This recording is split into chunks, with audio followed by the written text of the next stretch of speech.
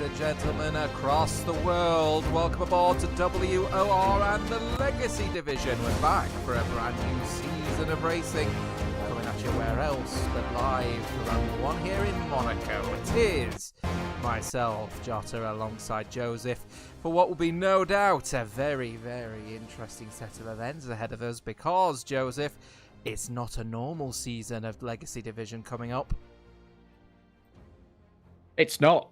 It's quite the opposite, in fact, and I've been very excited about the calendar ever since it was released, because we have our first taste of F2 cars. We've got some of the most wacky strategies known to man by banning hard tyres in the coming races, and also our first ever fours format, something that's been very popular in recent years, and of course something that isn't really possible with 10 teams on the grid, but we've taken it up a notch, and we are going to have races where we have essentially two different rounds in one, with teams of 4 as well. So much to look forward to. It's going to be quite the season. So many different variables. Maybe a new champion. Maybe indeed a new champion. We'll talk about, actually, excuse me, predictions and later on about what we believe the championship is going to look like. But the thing you mentioned there about, of course, we're in the F2 cars here in Monaco here tonight. The fours format will be returning, we were starting rather, of course, next week in Austria, when we've got the Rev Cs, of course, from the Netherlands and Italy, and then Ban Hards at Mexico City should be an absolute cracker of a race ahead of us for those. However, we will need to take a little bit of a brief pause, of course, to thank every single person tuning in, and of course all of the regular people taking part in the World Online Racing's Legacy Division, Grid Finder and Next Level Racing. Appreciate your support alongside you guys, of course, immediately straight out the blocks, 40 of you wanting to tune in for this one. We'll talk about drivers in just a second, because we need to go straight through to the live feed here, Joseph, because it is a one-shot qualifier for this one. We will be taking part in a one-shot qualifying before we do, of course, the feature and the sprint race, as you would expect in Formula 2 in a 30 seconds time. SCI favourites? Yeah, we've all got them down as favourites, haven't we, on our predictions, which we'll get into perhaps just after qualifying. But immediately you point the finger towards them for this entire season, including these one-shot qualifyings, a very versatile lineup that they do have.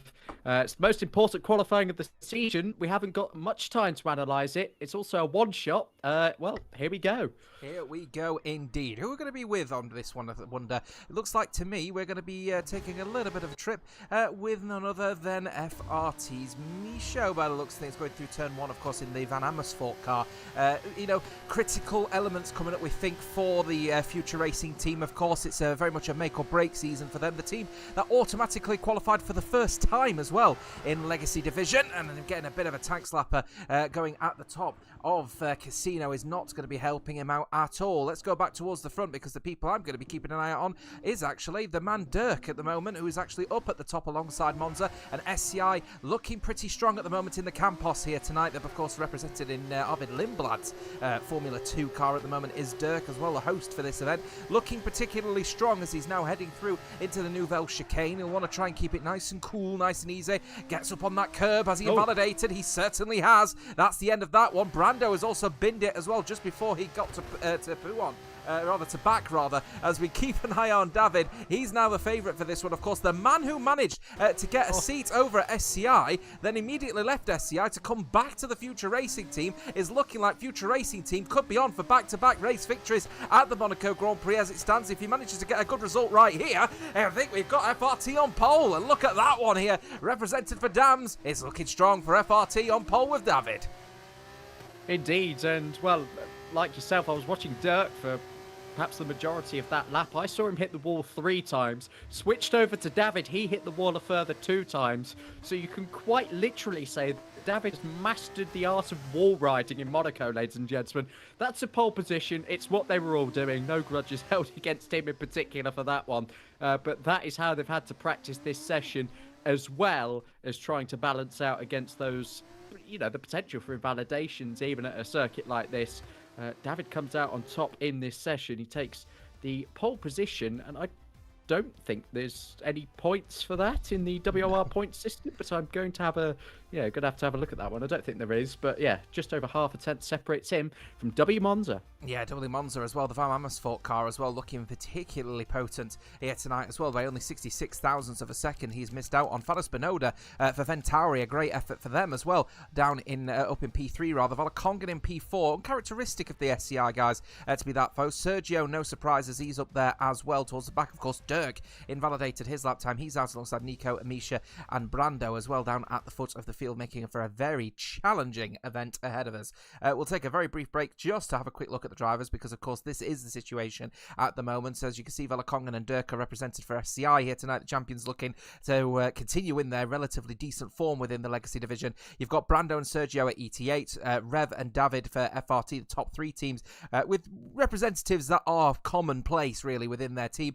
Nice to see Misha back for RSC against Semi. I think they could be in for a real good championship this year. Could RSC, Fana Spinoda and Lars for VNT, Ticho and Tiago for AMR, Danilo and Persona for BRT. The fastest stay true represented with Ozan and Nico Rassenberg, and then Salter and Flammo for GT10. Phil and Jaden, the veterans themselves, over at IRT. We haven't got long before we get going in this event here, Joseph, but we should be in for what will be no doubt a very, very interesting set of races ahead of us, of course. And here we go, actually going straight on with it. The drivers are very keen to get going for the first start of this championship. Season 7 begins. No more waiting. Let's go racing here then in this race in Monaco. So Rev Caterpillar doing a really good start actually to get himself up to P1 in this scenario with Phil and Tiago. Of course, remember it's reverse grid here, of course, between the drivers in this sprint race. So with Rev Caterpillar leading the way from Phil, Tiago and Lars Kramer, then Sergio with Ticho. Volakonga getting in this battle here with the Ventauri man of Fana Spinoda as well. They're still side by side, all the pair of them, but Volakonga will get the lead on this one as well. They'll go side by side with the Campos and the AIX driver. They'll continue to go side by side. Dirkson's car looking particularly strong as it goes down the inside line, and it goes down the inside line as well. I think that's David also trying to get in the mix as well. There's a bit of ghosting. That could be controversial immediately straight out the blocks between the pair of them, but David gets that one done, and he's not giving that position back up to Volakongan. Indeed, Rev Caterpillar leading the way. FRT took a double pole position for this. Rev Caterpillar qualified in 10th. That means he had the lead for the sprint race after we reversed the top 10. And he also holds the lead coming through the end of lap 1 here. Through to back and onto the swimming pool section we go. I've got goosebumps. We're racing Formula 2 cars in World Online Racing for the first time ever. And I can say, bar the unfortunate spin at turn 1 for Waisolta there at the back, it's been a pretty clean start. This is encouraging. 14 more laps to go. Yeah, sprint race, so no expectations of any pit stops here, but you could go for a pit stop if you want to, but you're going to get that time back is the wonder. Rev Caterpillar very happily holding Phil behind as well. The veteran driver Phil looking to try and solidify a second race win for IRT after that absolutely fabulous race win at Silverstone Reverse last time out in Season 6. IRT, great opportunity for them to potentially find another race victory in WR Legacy. Yeah, indeed. And, well, quite rightly add towards the stats. They all count. Do the Formula 2 wins. So it should be a pretty heated fight at the front between a driver that's looking to get there first and a potential repeat winner this evening. Side by side, FST Nico and Predestinato for BRC, wheel to wheel, coming through Portier. That's where Jensen Button flipped Pascal Wehrlein all those years ago. Still hanging grid penalty over his head, still bumping wheels. On the exit of the tunnel, around the outside goes Predestinato, and he's got to cut the corner. That will be a theme of this evening's racing. He doesn't keep the position. Nico goes down the inside at Tabac. Destinato hits the inside wall, and it's all going on here in Monaco. What a battle between the two of them. Yeah, advantage there for Nico. Rassenberg gets that move done on Predestinato. No issue whatsoever. Will the Trident man be saying at the moment? He's gained 7 positions, remember, as well, has Nico. He was down in P18. What a great start from him for the fastest stay true. Monza down in P10. Of course, the man finished starting P2 in the main race, of course, straight after this one. Getting a little bit heroic at Saint-Devote there, but looking to just keep honours even with Volakongan at the moment. But what a great start from David and Fana Spinoda themselves, up 2 and 1 place respectively, though he's having to manage the tank slappers a little bit. In fact, looks like Fana Spinoda is not happy with just the one. Is he going to go for another, I wonder? No, dives to the inside, and it does Ticho there, doesn't want to give any space whatsoever, does the AMR man. potential front wing damage. I think that might have been W Monza. Car just running wide there at the Lowe's hairpin. Bit of end plate coming off. Quite hard if you're looking at this from a spotter's POV to really tell from a distance who all the cars are. But Sergio having a look on Lars Kramer to no avail. That was an outside attempt, potentially coming into the Nouvelle chicane. And Flamu there getting ahead of Dirk. Dirk who actually validated that chicane. We caught it in one-shot qualifying. He's made up a few positions, and to be fair to him, it's, you know, such a difficult situation for him. And all he can do is limit the damage in this race and hang in there for any potential points-paying positions. DRS very limited around here. Rear wing's not really a wide open gap at all. Barely gaining into the first corner as IRT fills. So it's no surprise that we're seeing, maybe like the real-life F1 season this year, overtakes in unusual parts of the track. The last season as well of the DRS as well, of course, for the Legacy division. Assuming that we move over to the 26 cars, we'll have the X and Z modes, of course, moving onwards as all straightened corner mode or whatever it's called nowadays. Anyway, Sergio getting as close as he can here. That's the ET8 man as in the Invicta, trying to get as close as he possibly can to the AIX Ventauri of Lars Kramer. Looking a little bit shaky of these two because Tiago is really not making any inroads at the moment on the front two, and that may be just hindering the performance potential of Sergio and Lars Kramer. If they can get that move done, they might be able to start closing up on the front two at the moment, who are looking very comfortable out there at the moment, are the FRT and IRT men. Yeah, Thiago's done well to try and close that gap a little bit. Sergio is harrowing the back of Lars Kramer, and indeed he went a little bit wide going into the back, looking for the opening with a switchback move, but there's just no way through at the moment for Sergio, and credit to him, he's being very patient. He's got the experience to know that Monaco is not a season-defining race, no matter which cars we are racing it in, and, well, reduced points for the sprint race in particular, so really not much benefit for, you know, going all out for that P4 position. He'll just wait for it to come to him. Volokongan still ahead of Monza, and if it was Monza that hit the wall, and I think it is, because he is missing some of that end play on the right-hand side. He's doing very well to keep up with our former console champion. So, yeah, a really, really nice battle brewing. That's for P9. Yeah, well, the battle brewing between Lars Kramer and Sergio. Lars Kramer trying to be the defence. His teammate, Vanna Spinoda, on the attack, trying to close down on Ticho at the moment and get the move done. Racing in the Paraguayan drivers, Joshua Dirkson's AIX car. Looking like he just wants to try and get as close as he can, and he is doing quite well, actually. In the first sector especially, going up Beau Rivage, Massenet and Casino. He's all over the back of Ticho, but it's just not an overtaking spot, and it just means that he's not able to get as close as he can. And when there's an opportunity for a potential overtake, I'm thinking maybe going through into the Nouvelle chicane, because he's so close, he can't get the power down at a risk of potentially making the error. So it's about, you know, picking and choosing where do you want to be on circuit and get as close as you can and put some pressure on the field here. Speaking of which, Sergio put in Lars Kramer again under pressure from a little mistake there from Lars Kramer, getting a little bit of a lock-up actually, going through through Larascas, but in the end, you know, no damage done to the man in P4. They still hold on as even at the moment, but Tiago now 1.7 behind the front two. Make that more now, 1.9. Oh, that was a double upshift there for Lars Kramer. I was on board with him. He just bogged down, switching from 5th to 6th when he shouldn't have. And Sergio nearly had a golden opportunity there if there was just a little bit more straight on the run-up to Massenet. Well, there isn't, unfortunately for him. That is Monaco for you. And he stays in P5. This is a really, really tight train now. And it's only going to benefit Tiago, really, because he can dictate the pace. He can maybe force those behind him into errors rather than focus now on trying to close that gap to Phil and Rev, which seems a little bit far-fetched. Here comes Sergio, though. Lars Kramer had a poor exit out of Portier. Sergio still cannot get through. He's trying to see if that door is going to open up for him. With the mistake, it isn't on this lap. But again, patience. He forced a mistake, though, definitely out of Lars Kramer, because that is certainly a warning for the Nouvelle chicane cut there, because Sergio obviously got in that wing mirror as he's playing the mind games very well. Is the veteran, the ET8 man, knows exactly how to get into the minds of the drivers around, and he's doing that very well with Lars Kramer at the moment. Let's go down the rest of the field at the moment. SCI kind of stuck at the moment with Volokongan, not finding any comfort out there up in P9, down 2 positions and stuck in P9. His teammate Dirk is only on for 2 points as it stands. He might have found 5 positions from his original position start of 19th, but it's looking like to me that once again, if anything, it's looking very much as if the situation is SCI not going to be benefiting massively from Monaco, but that's not to say the rest of the season could be particularly potent for the championship defenders.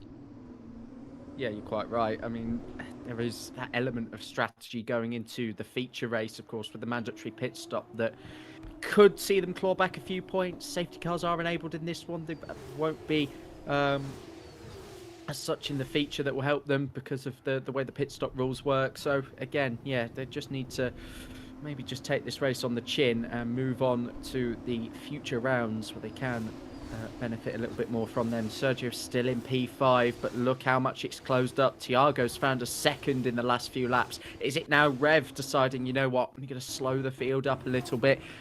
Maybe to manage his tyres as well. They are on the soft compounds, which typically do go a long way around here in Monaco, but no matter what circuit you're on, those rear tyres will be struggling. And with these drivers, then the temptation just to get on the loud pedal might be a little bit too much to resist sometimes. Could be a tricky second half of the race, but Rev Caterpillar still has this under control. Yeah, and that's obviously inviting Thiago right back into the mix as well. Now, obviously, DRS available for the AMR man, but is that going to give him a false sense of security? Is he starting to get a little complacent, maybe, will the AMR man? Remember, this P3 finish in the sprint will actually be a very good result for AMR, considering Ticho is actually still in P6 at the moment. So AMR are actually in for a very good points haul from this sprint race alone in this scenario. I'm going to be interested to see what will happen with FRT at the moment. David's ghosted again. He may have that potential penalty on his head if there was an overtake under ghosting against Volakongan, but I'm thinking of the scenario here that we may be in for a double race victory for FRT with David on pole, Rev Caterpillar winning the sprint race. Assume this happens, yes, that's great and all, but both of their drivers are other opposite ends at the moment of the sort of P10 spectrum, if you will. So yes, it's a good points haul for the double win, but because their second driver is nowhere near the front at the moment, it might not be the big points haul that you may think for FRT. Yeah, I think the real winners will be, and I can't remember the qualifying results already, it's changed that much, but yeah, the real winners will just be those that have, 2 cars in and around the points, and that is often the case for the first round of the season. We've seen that in the past, haven't we? I think Wet Badger ran away with it for FRT last season, and the second driver, yeah, maybe not there. The same with Season 5, I do believe. No, I say Season 5, TTM had a double podium. I'm just looking back through the archives now, and yeah, Monaco hasn't always been the biggest indicator of the full season. Sergio getting over there, collides with Lars Kramer as well. He's getting impatient, the ET8 man, sorry. Yeah, I'm just going back. Maybe it's only last season that I can look at and say, yeah, 1st and 17th FRT's results were. So, yeah, I think they'll take a 1st and 10th a lot more than they would have from last season's result. But yeah, it's all a different perspective, of course, with what's coming up in the next few weeks. Starting to sense a little bit of impatientness now, by the way. There's only 6 laps to go left in this sprint race. It's obviously settled down a little bit as people are just trying to find the mojo around the circuit. Monaco not really known for its overtaking, if we're perfectly candid, but in F2 cars we would have expected maybe just a few more lunges, and that's exactly what Sergio's now beginning to look for. Is that the precedent setter? Is that something we've got to look forward to now we cross the line with 5 laps to go? Rev's really defending into the first corner, the first bit of contact between the two at the front of the field. Here comes IRT Phil, almost bump drafting up Massaday, having a look into Casino Square, and it won't quite come to him on this occasion. The first real boost of slipstream that IRT Phil got there. There's a lot of encouragement from his teammates from across the F1 community in the live chat saying, go for it, go for it. Well, remember, this is only the sprint race at Monaco. A team that really needs a little bit of a boost. They had a good finish to last season, but yeah, again, just not quite getting those consistent podiums over the course of the season to get them into that top 5 spot. Yeah, they're going to need results like this, the little wins, to give them that motivation. Second might be worth it over than taking both him and Rev Caterpillar out and losing it entirely. Yeah, Rev is certainly feeling the pressure at the moment, as is Monza. 3-second penalty for him, for the man that's got the wing damage at the moment. But you can certainly see that big outside lockup there from Rev Caterpillar going into the Nouvelle Chicane. And another little outside lockup again. So clearly he's starting to feel the pressure at the moment from the IRT veteran. Oh, and then we've got a spinner out, and it looks like Lars Kramer has gone for a spin. Is that because of a collision with Ticho? I think he's tagged his rear left tyre. It was on the outside of Raskas. I've just kind of tuned back into them, and, well, Lars Kramer was perpendicular to the track, so I can only assume he's been tagged there. Sergio has gone for the move in the end, perhaps in the wrong part of the racetrack, and it has cost him time, and more significantly, Lars Kramer some points here. We've got a yellow flag. That's for, I think, no, that is on track. Yeah, just the after BRC man. The BRC man of Danpin has crashed going out of the Nouvelle Chicane, so he's clearly lost it on power and put it in the wall. Now, no safety car's been called as a result of that one, so the BRC man is now out of this race, and he will be obviously returned for the feature race in just a few laps' time. We're following Rev Caterpillar at the moment, still locking up at the moment, but finding comfort now that there's a little bit of a gap between him and Phil. The problem is Tiago's got an equal gap as well. He's not necessarily out of the equation on this scenario here. And food for thought, if Sergio did get involved in that collision with Lars Kramer in this one, that will be disappointing, because remember, ETA and SCI, they have got a pretty strong rivalry between them two for being, you know, the number one team within the Consfol sphere, if you will. But Sergio at the moment outscoring Volakongan as the fastest and the most up driver, if you will, on the standings in P7. But if he's got a time penalty coming his way, then SCI are only going to earn big off it. Yeah, quite right. It's been a difficult race for both teams so far. And, well, the early advantage going to FRT, just as it was last season. So, yeah, it's all very, very exciting indeed. Watching from the rear camera of Rev Caterpillar is what I'm doing at the minute, just to try and get a sense how close Phil is really getting for the last couple of laps. Not really. It's just a perfect bit of race management from Rev Caterpillar at the moment. That is what Monaco is all about. We saw it in real life last season when the 2 pit stop rule came in, just how much drivers were willing to back off and just give themselves plenty of time to run their own race and not really have to worry about anybody else. So, yeah, kind of shades of that here this evening, but the real winners so far being AMR. What a brilliant end to the season they had in Season 6. They're starting off strong in Season 7 and were the outsiders for a potential good run this season. And again, their double third and fourth running right now is showing exactly why. Yeah, that's Misha down in P17 with the time penalty, not the FRT man, of course, as his gamer tag will suggest. David is in P6. Now, here's food for thought for you. What if Rev Caterpillar is now going to begin a real slowdown? Get everyone all piled together. Get Ticho up against Tiago, Fana Spinoda, and, of course, David in the mix, because that could slow the people down in front and allow David an opportunity, an outside opportunity, to make it a 1-5 for FRT. Side-by-side moment just quickly. Lars Kramer is still struggling following the aftermath of that spin, and another tank slapper coming down the hill and in towards... well, that's a big moment there. Lars Kramer just sent it back down the inside. Lowe's hairpin now. Very hard to get 2 cars around there, but still giving this a really good crack. Bit of late race entertainment. Around the outside at Portier goes Ozan, sorry. Can he get the power down? It looks like Lars Kramer will hold on to that.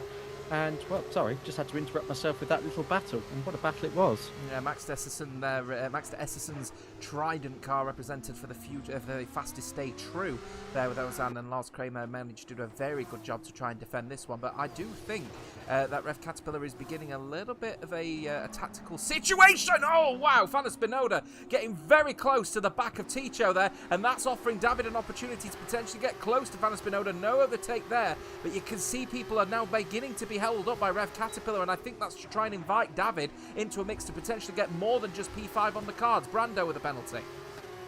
Yeah, David's had a great race considering he started 10th. You're thinking, well, just try and hold on to this, take some learnings going into the feature. In fact, he's gained a few positions throughout the course of this race, so really well done overall for the FRT team. Have had 2 really positive sprint races here. Fana Spinoda, bucket full of throttle coming out of... I always forget that corner. It's not Raskas. Portier's this one. It will come. Mirabeau. I've got it. Mirabeau. I didn't need a track map in the end. The one before the Lowe's hairpin. Yeah, just got a bit from the throttle out there and really starting to look a bit vulnerable. Is that an indication that the rear tyres are on their last legs in the final 2 laps of this sprint race? Shouldn't be a puncture concern because, well, the tyres are designed to do the distance, but it's not as if the degradation doesn't come in. Are we going to see any last-ditch heroic attempts to gain a position on the final lap?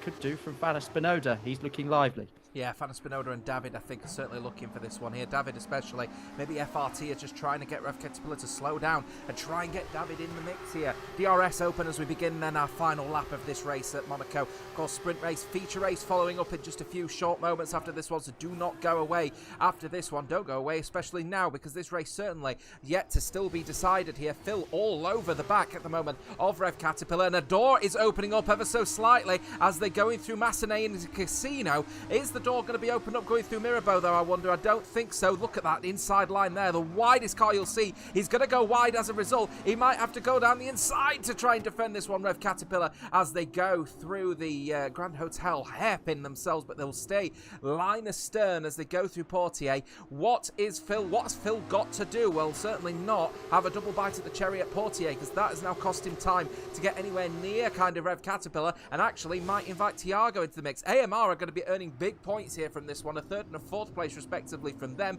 FRT will be very happy with a 1st and a 5th if they can help it. 6th, though, is a decent effort from David, considering he started in 10th around a circuit like this one. And fair play as well down towards the back as well. Nico Rassenberg starting in P18, finishing in P10. It's a great result from the fastest stay true man, but it's all about this man, isn't it? Rev Caterpillar, can you believe it? It's going to be back-to-back victories at least once, as Fana Spinoda has managed to get past Ticho, but it's ghosted. That could be controversial. Either way, checkered flag for once again FRT at Monaco. Great result for Rev Caterpillar. Phil, Tiago, Ticho, Fana Spinoda in the end finishing in P5 after all of that one. Maybe the ghosting didn't allow that one. They've given the position back. David finishing in P6 from Sergio Valacongan, and then Nico Rassenberg up another position after the penalties applied. He finishes in P9. Great effort in the end from Predestinato as well, the man in the ART man finishing in P10. Monza finishes in 11th from Lars Kramer, both of those drivers with front wing damage.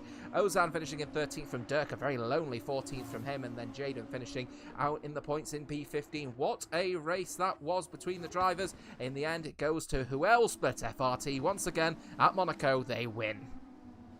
Very well done to Rev. Beautifully managed from the first corner to the very last. He will have no complaints with that race at all. In fact, 12 points to his name, another 5 for David. It's the usual sprint points. So 17-point haul for FRT in the opening race of the season. Very, very nicely done indeed. And fair play, actually, to Fana Spinoda, who just backed off down that start-finish straight. Didn't want to use ghosting to take that position over Tisho for the sake of 1 point. So, yeah, well, he could have got a penalty and that could have docked him a lot more. So, nice thinking by the Frenchman. It is the Brit Rev Caterpillar that wins here in Monaco for the sprint race. I believe now it's restart time, and then we'll do it all over again.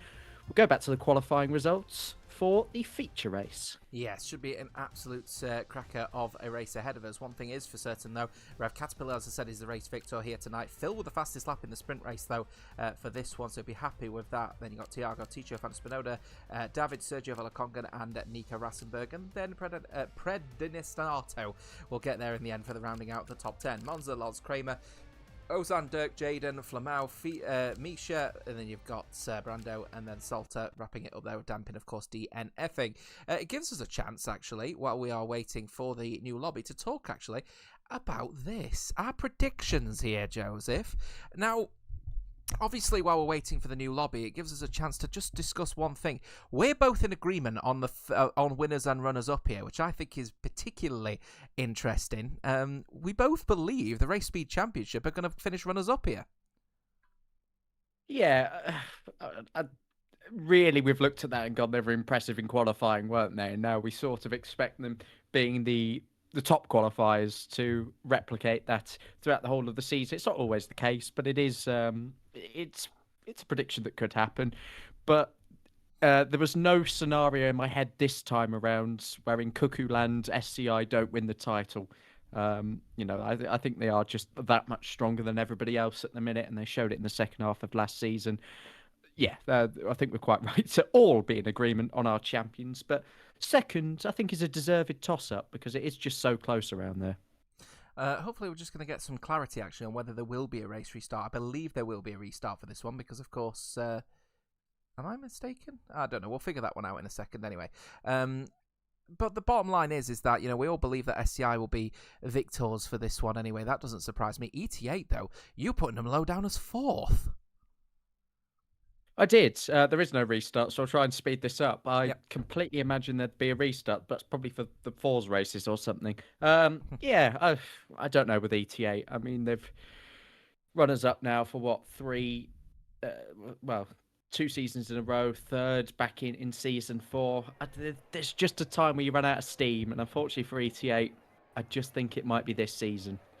Brilliant team overall. I think they've got what it takes to go into the championship fight, but yeah, I've gone for a harsh 4th place, unfortunately. Yeah, me and Luke have both gone third for that one because we're in firm belief that in that scenario, I don't know about Luke, I can't speak on his behalf, but from my side, I think they'll finish third because though they've got a very diverse squad, they've got a very diverse team, it's aging, and much like us on this one, when you've got an aging squad, you can't really commit that hard to, games like this because, of course, you've got a job. So, that's my sort of thought process effectively behind this one anyway. I put RSC in there because they're doing great across the rest of the esports sphere. They've qualified for Ultimate Masters and a bunch of other tournaments and done a really good job, but it'd be interesting to see with such a new team sort of coming to the front field, how can they manage such a manic calendar as World Season 7? Because, of course, it's all over the shop. We have 2 cars, reverse championships, ban hards. Like,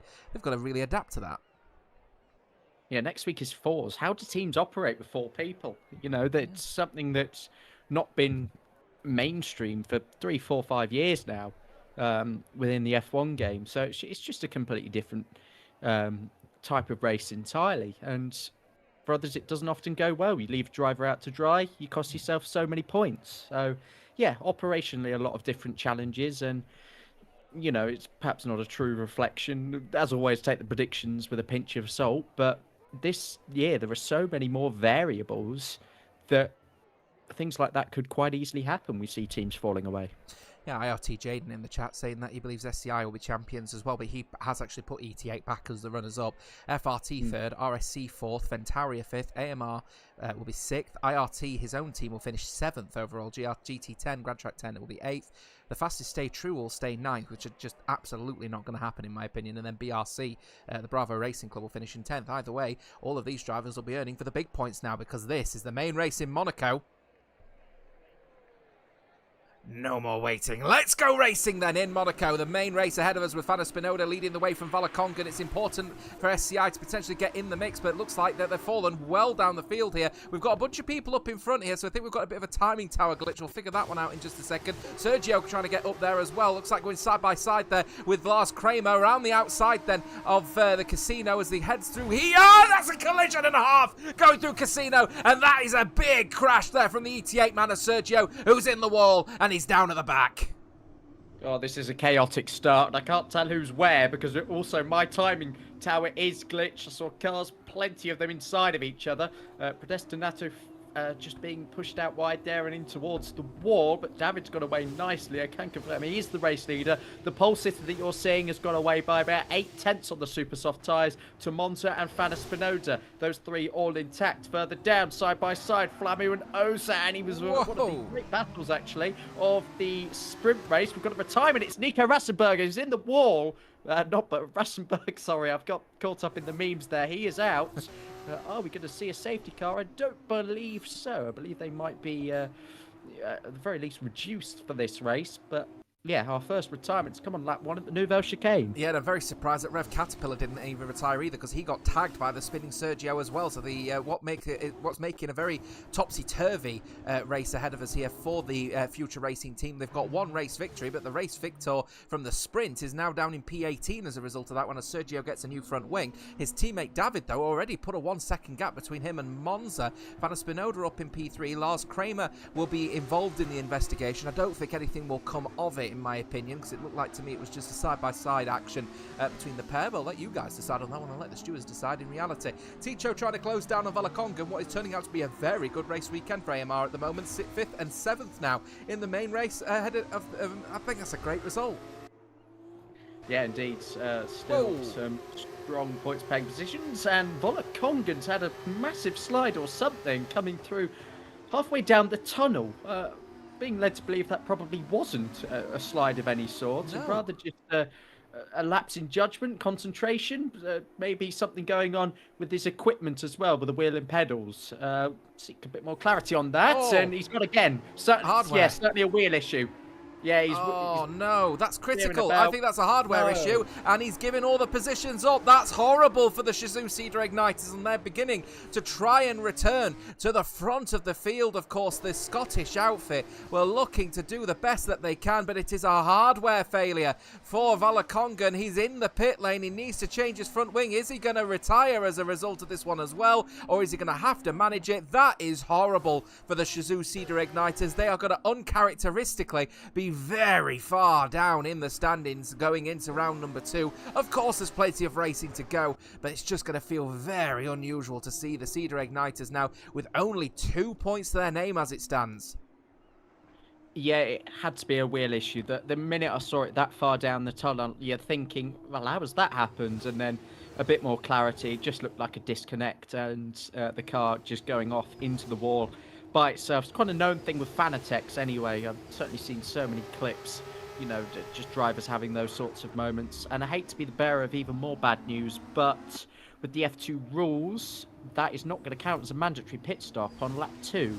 So he's onto the super soft tyres now. He will have to come in, again, due to tyre wear, but of course, once more for a mandatory stop as well. So where you're seeing him now, yeah, he's got to pit again, just like everybody else. There's no way of just, you know, gaining that time back in clean air and gaining back positions. What is, though, the disappointing situation is Phil is also in for IRT. It looks like it is a scheduled stop to get off of the super softs and get onto the soft tyres for the MP man. But one thing I'm noticing here is that this is a great result as it stands for not just AMR but for Ventauri as well. Fanna Spinoda and Lars Kramer 3rd and 5th respectively. Lars Kramer gaining 2 positions. The driver of the day at the moment is Dirk, though. 7 positions gained, starting down in P19, now up to P12 is the SCI man, and they're pretty much now the solo SCI man. I know Volakonga's still in the race, but if he's got repeated hardware issues, then the man racing Arvid Lindblad's F2 car for Campos, he's got a real big job on his hands here to earn some decent points for the Scottish outfit. Yeah, such a huge job indeed, and well, the comfort is, what's the other team doing? What the main rival's doing? For SCI, it's ET8. For ET8, it's SCI. And they're looking at each other and going, right, okay, nobody's really gaining anything here. They've had, you know, historically mixed Monaco races in the past. So it's nothing new for the opening round of the season. So there's a bit of comfort that comes with that. Just curious, the lap 3 stops for Phil and Rev Caterpillar, they didn't change their wings. Well, Rev Caterpillar didn't anyway. IRT Phil is fully intact by visually looking at it. A lot more drivers now getting rid of those super soft tyres. Yeah, it feels a bit early. I think the rule might be lap 3, but I'm going to double check that because the game does, you know, kick you off at the end and goes disqualified if you have gone too early. So I'll double check that. Yeah, double check on the rules on that one as we just keep a firm clarity at the moment on Phil in this scenario, because if he gets his undercut, it's working an absolute treat. Is he going to get Tiago as well, I wonder? Going through then into Saint Devot, is he going to get the push? He will get at least the push up the hill here, or get the toe. Is he going to be able to get side by side, I wonder? Or is the IRT man looking not to race too aggressively with the AMR man? One thing is for certain, IRT are in a very good position with Phil and Jaden. Both of their drivers have committed to their pit stops as far as I'm aware. Let me just double check that one actually. In that scenario they have, so both of their drivers are now working with each other around the rest of this circuit. As long as they don't hold each other up, it's going to be a particularly good scenario here for Phil and for Jaden. I think someone in the chat mentioned this one, Jaden himself actually in the chat, saying that is Phil top 5 possible? It might be if things all work out well. David and Fanna Spinoda now in. I've managed to go digging down a deep rabbit hole here, but it's lap 6. The pit stops cannot be carried out before lap 6. Is that lap Unless that's 6? changed Is in that lap recent... 6 of a 100% race, or is it lap 6 of a 50% race? Because Aye, if it's possibly. if it's a 50% race, I would assume therefore, big tag slapper from Monza, very unforced error. I would expect therefore it's lap 3. You might be quite right, but I don't know. Maybe I'm just imagining being caught out by this once or two times before. But certainly, yeah, some drivers are definitely going to experience it at the end of the race that they have gone too early. Dirk is getting into a side-by-side here, going through the hairpin with the fastest stay true man of Ozan, and gets that move done. No issue whatsoever. And fastest stay true will be happy with Ozan's performance, currently up in P4, 9 positions, but of course everyone making their pit stops. Dirk now up to P3. He started, remember, on the soft tyre though, so he needs to go a little bit longer in his stint and then move over to a set of super softs. But the question is will those super softs, will they provide enough grip? Will they provide enough mechanical grip in order to actually get the moves done on a circuit that is so bitterly difficult to make any kind of overtakes? Oh wow, as the Bravo Racing Club having some real difficulties with Danpin here tonight, as Rev Caterpillar gets the move done. Danpin is really struggling out here as well. Lars Kramer looking to try and get this one done on the BRC man as well. The BRC man's massive miss of his braking zone. It's a 3-second penalty for corner cutting, and he's looking like he's getting to collision. What is Danpin doing in that scenario? I'm not sure what's happening. I think he was trying to stay out the way maybe of Lars Kramer. Lars Kramer didn't know what he was doing, and now Danpin has got no front wing whatsoever. Yeah, it's like he just drifted in front of him and not really, paying too much attention. Maybe just looking at the on-screen display to get into the pit lane. But what an awful lap that was. Perhaps one of the most messy I've seen in the Legacy division, as the Bravo Racing Club man does come in for a front wing change, and quite rightly slow. Not slow. Volokongan is the only driver now on super soft tyres. I think he'll try and push the limits with them, just to see how far they can go in case anybody else has a fresh set towards the back end of the race. But I don't think they do. I think it's just the qualifying set and then one for the race. So yeah, you might as well just push them to their limits. Freudian slip, I think is what they call that one, Joseph, as we keep an eye out on Misha, looking like he's going through the Nouvelle Chicane. Now the former FRT man, obviously not racing for FRT, and the VAR drivers, the Van Amersfoort driver, looking actually to try and do quite well alongside his teammates at the moment, because Monza doing a relatively decent job now holding the pace, of course, of those who started on that soft tyre. Much of a gap between him and Dirk of 13 seconds will give him ample opportunity for how to manage that one there, as Brando, another person, ETA, really struggling with the tank slappers going out of Sandevot. The heroics are strong at the moment, as Fana Spinoda trying to put the pressure on the FRT man of David, the pole sitter, as we've got a sector 3 yellow flag waved. Is that Danpin again, I wonder? No, it's not Danpin. Who is it that's gone for a spin? It is, in fact, the Grand Track 10 driver of Salter, who's lost it at Anthony Noge. Yeah, again, a tricky little corner. There's kind of the curb is very pronounced on that inside. If you turn in too early, you decide to turn out of it, you can very easily get yourself in a bit of a pickle there. I've done a bit more digging. I think you're quite right that it is lap 3 rather than lap 6, but there have been known issues in the past, which is, I think, where I've been getting mixed up with the lap 6 rule applying incorrectly in 50% races. So I hope that doesn't happen. That's just an old thing that I was thinking of. But yeah, well, I guess we'll see. But again, there were a couple drivers that pit on lap 2, so they will still be in the wrong. Yes, you're absolutely right. And if the rule is applied appropriately, then we would expect those that pitted on lap 2 have unfortunately got to pit again and it'd be onto an old set of super soft tyres, which will have burned out pretty aggressively. I know that this circuit's not really known for its tyre aggression, hence the reason why we do have the super soft tyre available in Formula 2. But the super soft tyre does burn out relatively quickly for that reason. Excuse me. We'll get there in the end. Lap 9 of 21 then. So we've got just a bit over 11 and a bit laps to go in this one. We're still waiting on the soft tyre runners to pit off to the set of super softs. The first person on a set of newer soft tyres, though, out in the field, if I actually switch it over to the stops at the moment, is no surprises David in this one. What a move from Ticho around the outside then of Misha in this one. Gets that move done very nicely indeed. Is Ticho as the AMR our man going around the outside of the hairpin, and he'll be very happy with that one. With a free air of 8 seconds, he'll now try to get his distance away from Predestinato in the ART. Yeah, good to know, of course, that the tyre delta still coming into play, even in these F2 races. Misha, yeah, does have a little bit of damage, and he's now got plenty of other quick cars on his tail here. It's going to be a bad place to catch them up, coming through the Strimble chicane. Look at how much Predestinato is gaining. He's going to try and focus on the exit here and have a look in towards Raskas. Saw Charles Leclerc get this wrong back in his debut home race for Ferrari in 2019. No such gamble for Predestinato on this occasion. The DRS flap opening up, and again, nothing really. Straight not long enough to gain there. So just going to have to bide his time. Bit of a tank slap on the exit for Misha. Going to stick his nose alongside now as Predestinato.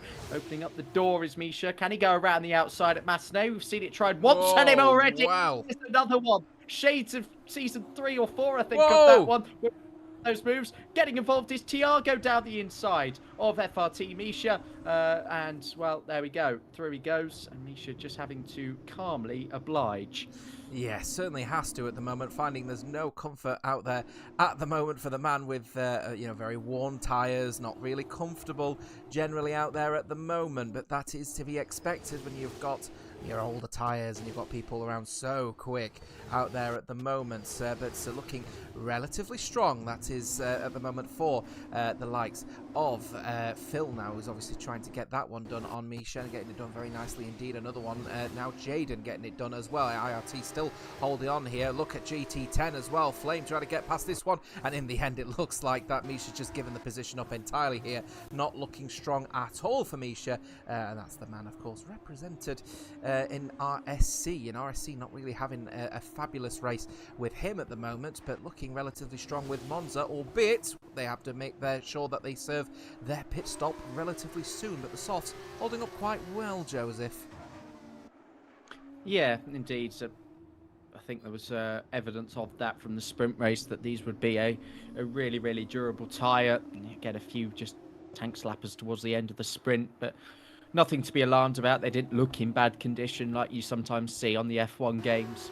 But that is a penalty for our, race leader at the moment on the alternate strategy in this one. And yeah, that will not do him any favours come at the end of this race, when the field is a lot more bunched up than it is at the moment. Our net leader is still David, and he has arrived at the back of this pack. Ozan, Brando and Dirk is 7 seconds up the road, but 2 cars to navigate here. They won't be into the pit lane for a little while. David goes down the inside though. He might just prove us all wrong already. He might, I was going to say he was going to be stuck behind this train. He's ghosting at the moment, so can't make that overtake. Frada Spinoza comes on through. He's got the DRS to go around the outside. It's 3 abreast into turn 1 at Monaco. Frada Spinoza and David side by side. They make contact coming through the first corner. David gets the exit after Frada Spinoza hits the wall. Somehow he's kept the net race lead. How I nearly swore. David managed to do a really great job at holding that one, and Fana Spinoza in the end just, applying the pressure, and he'll be wondering, how have I not got that race victory or net race victory right now?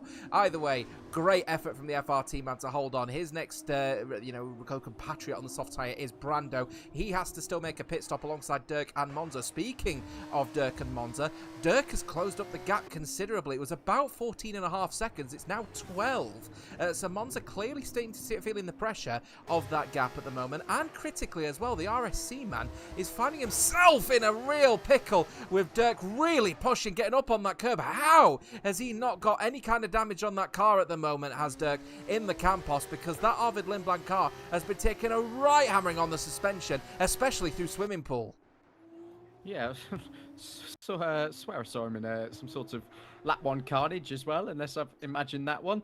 His Red Bull livery teammate, and indeed Campos teammate, Volo Kongen, has certainly had some trouble. But for Dirk, no, he's just marching on through like nothing ever happened. We've seen the highs and lows of Dirk, and that very much completely reflects his console tier 1 season, because he started so well, was up in that championship fight, and then had a few races without scoring, and eventually lost the title by quite some way. If he gets his bad luck out at the start of the season, then maybe the only way is up for him.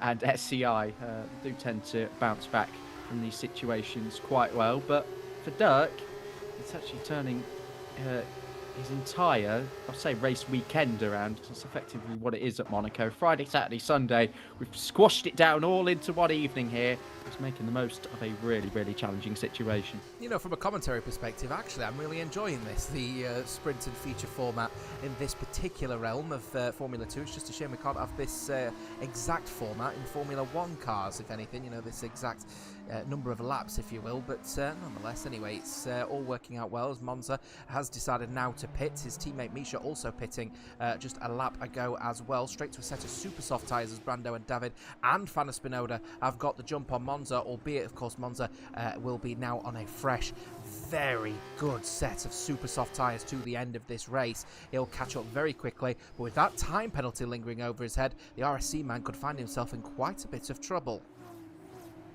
Volokongan's done 10 laps on super soft tyres, so Monza looking at what he's done through the eyes and ears of his engineer, going, yep, let's get you onto a fresh set of super softs now. Pit into that gap. You're covered from behind with the time penalty of Ticho. There's no pressure there at all. Just see what you can do. See if you can make the moves now. Stretch the gap. And still potentially on for a podium on the alternate strategy. Really nicely played by RSC, and it might just be those cunning instances of what they've got up their sleeves that again might warrant what I've predicted for them. That's a very good season up in P2. They're quick qualifiers, we know that's a fact, but it's these moments in the race that is really going to define their season. See what Monza can do here. He's got David, Fanna Spinoda and Brando fighting up ahead.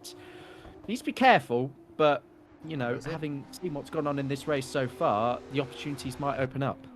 Yes, very cunning indeed at the moment between those that have decided to make that early pit stop. Monza obviously, look, it makes sense to pit him a little bit early to try and compensate for the 3-second penalty that's on his name. The problem is he hasn't got much clean air. Gap is now 1.2 to Fanna Spinoda and David, and they, of course, are not going to be making that much of a pit stop, so it's all going to be about what happens with Dirk later down the line as well. So, you know, look, situation report as it stands here is that Monza is an outside favourite for this race victory because he has to both get past both of the drivers as well as pull a 3-second gap in order to hold on to this one. Otherwise, it's looking like it's going to be another FRT victory at Monaco, and as it stands so far, really are becoming the kings of Monaco, aren't they, FRT? Absolutely. It just feels like they've always got a driver on hand that can deliver in these situations. David, they had Wet Badger last year, and last season. It's a new year. It is what it is. Yeah, they've always just had that start of season luck. The fireworks are going off on my screen, which I think is a bit premature. I don't know if that's been going on for the whole race, but maybe just implying that David and somebody's listening in on the fireworks button is going to come out on top in this race. Dirk comes in, though. It'll be interesting to see what Monza has gained on him, and of course he was in that net race lead anyway. Dirk comes out. I think the gap was about 11-12 seconds, if I remember correctly. So the gap on pit exit is at least 16. That's quite interesting. Tiago could really do with getting past Dirk here, but he's not going to be. Predestinato has managed to do it, though, in this one. One thing I've just made note of, though, is Ticho. Now, you may have seen it, I may have forgotten it, I may be being thick, but he's missing an end plate on his front wing.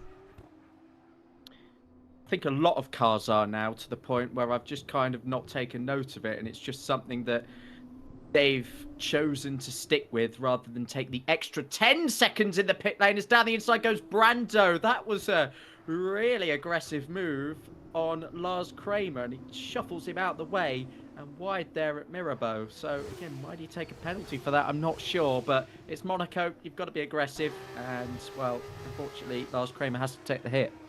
Monza is absolutely flying at the moment on these super soft tyres. He wants to get the move done. He's looking for it going into Raskas against Fanna Spinoda. Cracking move there from the RSC man. A little bit of a nudge, I think, from the Ventauri man at the end of it. He has got the better exit, though, as the Ventauri man in Dirkson's car here, the Paraguayan car, no, not able to get anywhere near an overtake as he holds that inside line. And Monza has still got that little outside chance, potentially, of winning this race here tonight. But with that 3-second penalty hanging over his name, team. How quickly can he get past David, and how quickly can he find the 3 seconds? Great move from the RSC man, and that's exactly why we've put them second, Joseph. And a great move from Dirk as well, the team that we've put first. He's still side by side, actually. Predestinato giving a really good account of himself here. Tried to go side by side with a man on fresh, super soft tyres, but Dirk prevails in this battle, and he still is ramping up the pressure for an outside chance of a podium finish here. He's got 10 seconds to catch in 4 laps when we cross the line to start lap 18. Is it possible? I wouldn't rule it out in these F2 cars. A really, really big shift in performance as soon as you get onto those super soft tyres. Somebody asked in the chat, Swifty, what's the difference in grip between super soft and soft? The super soft is grippier than the soft. That's all you need to know. Well, there's some solid advice here. If you want to go faster, get on a super soft tyre, especially this early on, because look at Monza all over the back of David at the moment. Now, here's a question. Is David going to do the best he can to hold him out, or is he going to just hope that he can stay within the territory of the man? He's holding that inside line as much as he can around the outside of Sandevort. No, I don't think so. Indeed, David. Is what David will be saying to Monza. So Monza will continue on the 18th lap of 21, and he will be desperate to get past David here because he knows with that 3-second penalty, such an unforced error as well. But look how much grip these super soft tyres are getting. Is he going to look for it going through into Mirabeau, I wonder? He certainly is. Dives it down the inside. That's major front wing damage, I think, for the man there who is now leading this race. But with that major front wing damage, I think it's end plates and potentially flaps as well. David is now going to be able to hold on here, and Monza might just find himself impossible to get that 3-second gap. 18 of 21. He's got 2.5 to go. Yeah, just watching that back. Oh, just slices his front right end plate off on the inside. You caught the onboard, so that's why I was watching that one back. But yeah, Monza just having to, again, go super aggressive. Kind of was what Brando's move on Lars Kramer looked like, except the contact in a slightly different place. A couple of laps ago. Volokongan quickest on the soft tyre. That's 117.2 there. I was just trying to have a look through the timing sheets just to really see what that gain was switching to the super soft tyres. And I can tell you it really depends on the fuel load. Of course, they are going to be a quicker tyre at this stage of the race on the lighter fuel weight in the cars. But yeah, really, it's about a second just on normal pace, as Dirk now sets the fastest lap of the race on 17.0. So that sort of proves your point. Dirk in traffic, yeah, maybe had about 7/10 more in that lap compared to Volokongan. Let's call it a second. Well, one thing I will say, though, is that I want to just very quickly go back to the position changes here. Who says you can't overtake at Monaco? Dirk has made 14 of them, and he's looking for a 15th as it goes to Mirabeau. Gets his wheels up there as well. Risk of a puncture if you get that wrong, but he's just all over the back of Ticho. Now, I'm wondering if I'm Ticho here, do I outfight this one, or do I just hold on for P5? Because at the moment, with Thiago in P7, this is a great result for the Spanish outfit. AMR actually going to be outscoring ET8 by a considerable margin to be the #1 Spanish team. And whatever happens, Dirk is going to go for the late breaker,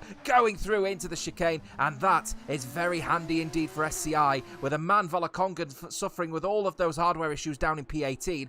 4th place for SCI, especially with Dirk starting in P19 at Monaco, is a fantastic result.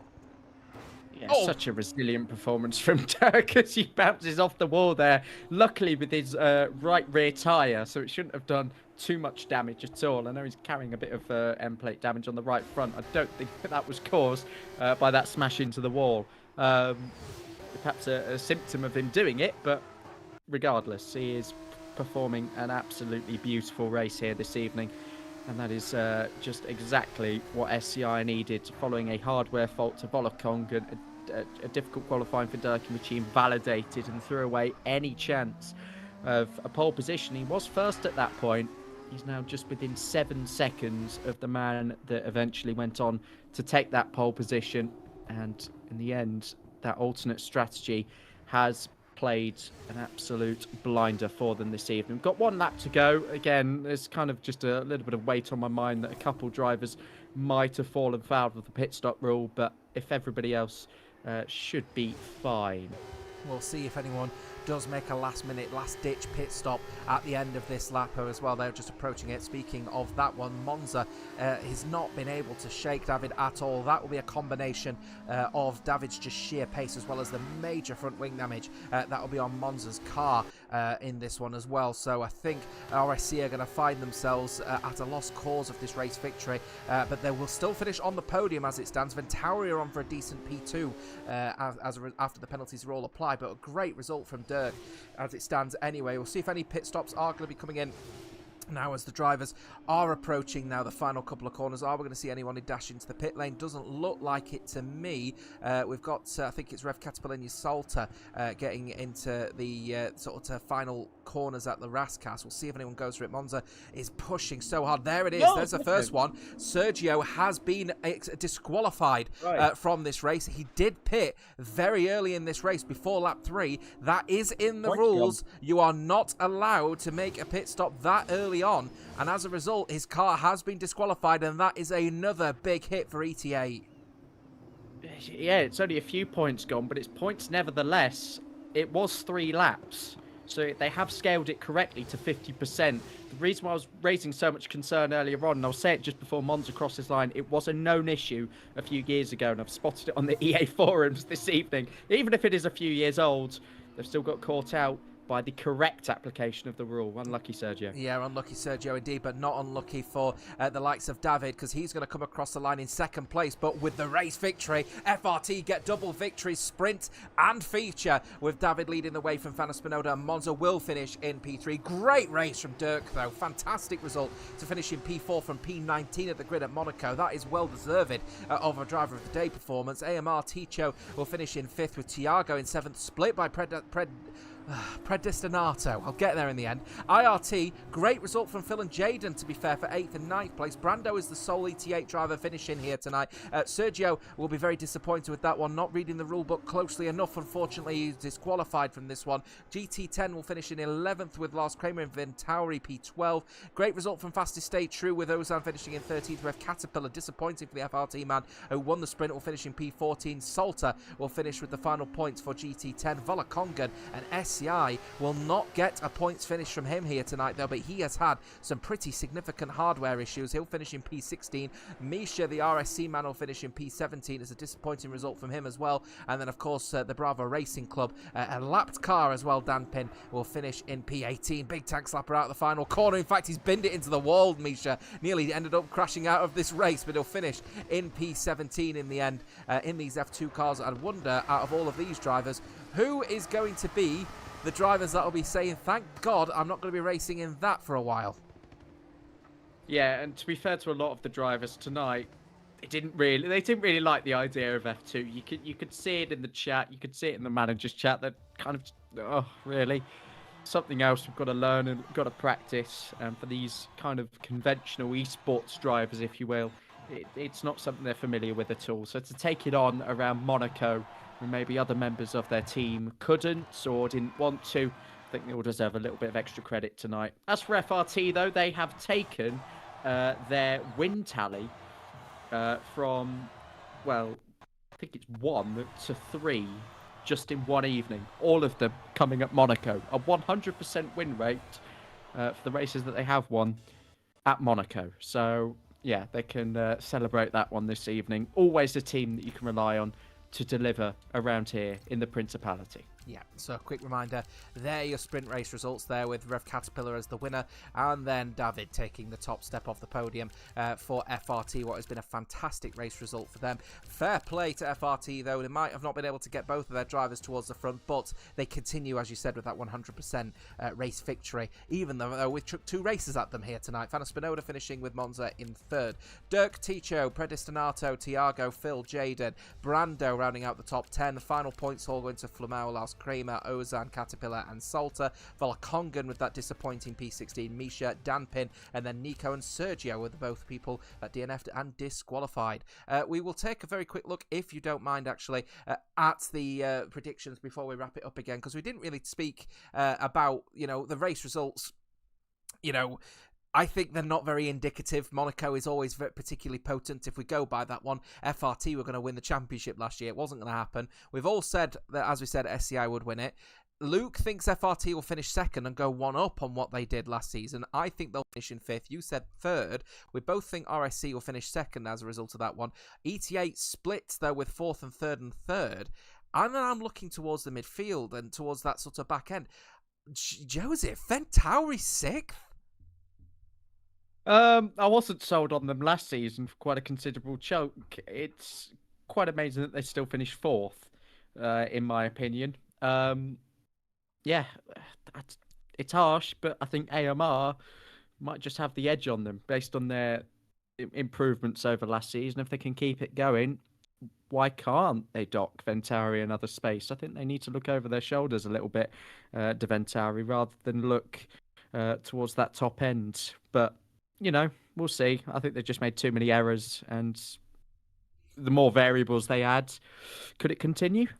I think the inconsistencies are the reason why I put them fourth. You think the inconsistencies are going to be so aggressive, they'll fall as far as sixth. And AMR, I think that's the only thing I would switch is AMR, again, I think they're a very good team, and I think their consistency is their problem.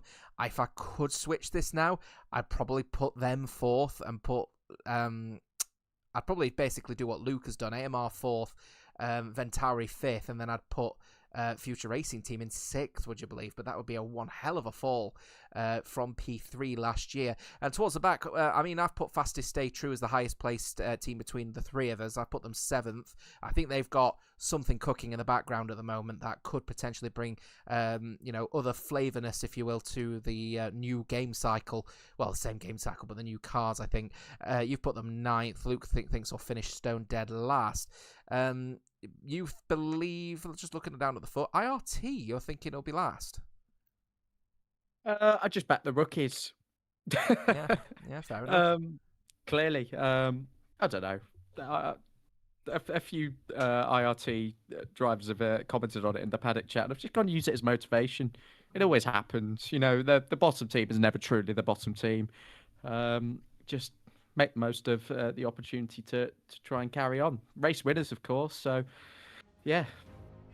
Yeah, well, that's going to be critical. I mean, for me, I've put BRC 8th alongside yourself as well. Luke's put them 9th. I think they're the biggest unknowns for me, BRC. I'm not sure what the Bravo Racing Club are going to cook here for Season 7. One thing is for certain, though, Monaco is done, and we've had an absolute blinder of a calendar, thrown at us, and a blinder of a Monaco ahead of us as well, suggesting that we should be on for something, a little bit unusual. I think there was definitely things that could be reflected upon, but we will take a trip over to the Styrian Mountains on February 10th for the Fours race, the first Fours race.